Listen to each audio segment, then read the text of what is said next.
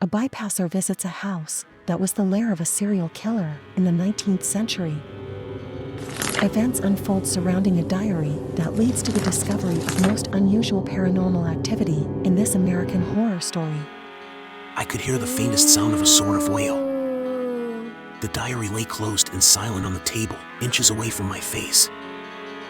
A piece of paper floated towards me, and out of instinct, I caught it. The most agonizing scream caught through the night air as I read the words on the paper. If you have laid hands on me, someone just died. A life for a life. What the hell was going on? The popular legend went that this was the oldest house on Cedar Street in a suburb in California, as well as the most haunted. In the late 19th century, this was the torture lair of a serial killer who was never caught. The stories that now made the rounds was that it was either him or one of his descendants who turned the house into their own private hell. I made my way to the house close to sundown, and the first thing I noticed was the oppressive silence. As I made my way through the house, I noticed the walls were ancient and dirty, like they were from a different time and place. Knives and blades, both sharp and blunt, hung from them like carelessly placed paintings.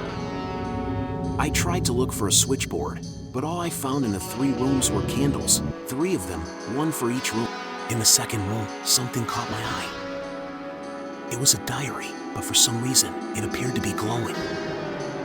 The light in this room was certainly brighter than the other 2. Written on the first page was, "Write in me." I acquiesced. My name is Fraser Ronan. A soft whisper in my ears before words started appearing on the page. Hello, Fraser. I was once the prized property of Stan Fenway. One slice, Stan? Ah, so you do know of him. But do you know why he was called that? From somewhere in the house came the sound of tears.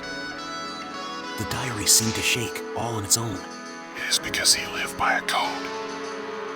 A rather unusual code, but a code all the same. He would try to kill his victims by one stroke, or as the press called it, one slice. But what the press never said was this: if he did fail to kill in this one stroke, he would let the victim go. But they never did go far. The marks you see on the floor. Blood from his victims as they tried to escape, not knowing if he would chase after them. But why? Because it was a game to him. The thrill was what drove him. Not the blood, but the fear and the thrill. Before he died, however, he made a pact with me. At that moment, the candle flickered and blew out. I couldn't see the diary, and having nothing better to do, I could feel my eyes closing. I could hear the faintest sound of a sort of wail. The diary lay closed and silent on the table, inches away from my face. A piece of paper floated towards me, and out of instinct, I caught it.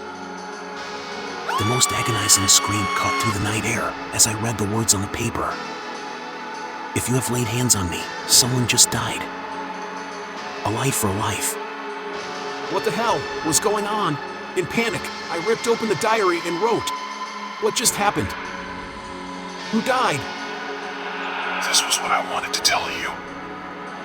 The Pact. He knew his life was at an end, but he wanted to keep his legacy beyond his death. So, he hid these papers throughout the house.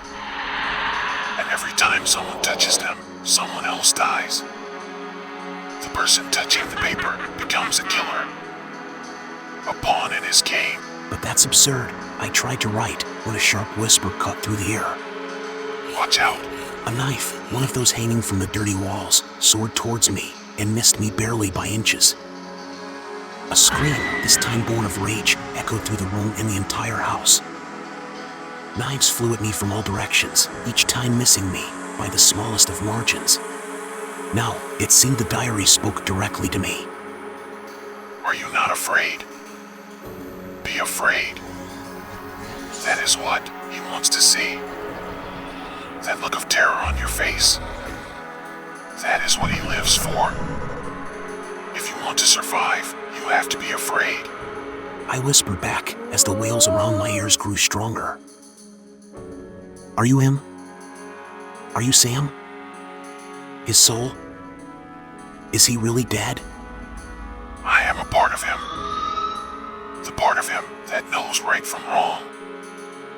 I am that part of him that cares. This time, the wailing reached a fever pitch as a paper and a knife both flew towards me. This time, it won't miss you. Choose. Once more, out of pure instinct, I reached out to touch the paper.